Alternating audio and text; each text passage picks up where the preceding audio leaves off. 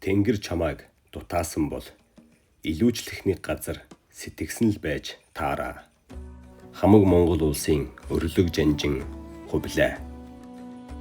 Түүний 10 сургаал. 1. Бүү шантар. Шантархад тэр жим өндөрлөж тэр заяа үгээрдэг. Тиймээс бүү шантар. 2. Мянга тавж нэг унаад үхдэг бүх байх уу? Мянга унчхаад цааш ундгүй бүх байх уу гэдгээ өөрөө л бод. 3. Амьдрал бол ончирсон утас. Чи л өөрөө тасалчихгүй бол заяас нь нас дүүргсэн тавиланда асар сайхныг үзэн шүү. 4.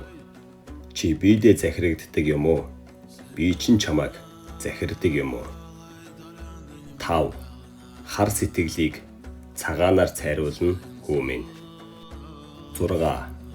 Аюултны айдас болж сэтгэж дийлвэс чөтгөр чамаас хулжих босоо. 7. Цадсандаа таларх, нойрссондоо баяс. Амьдрал игэл байхдаа сайхан шүү. 8. Одоо байхгүйг ирээдүйд бүтээн. Тиймээс оролт. 9. 15 гариг бүхэндээ эхнэрийнхээ гарыг тэнэлгэж бай. Үгүй бол чамайг барьж идэн шүү. 10.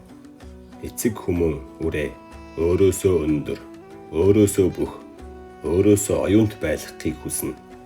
Энийг чи бусад хөвгүүдэд хүсэж чадвал сургаж чадна. Хувлаа жанжны 10 сургаал.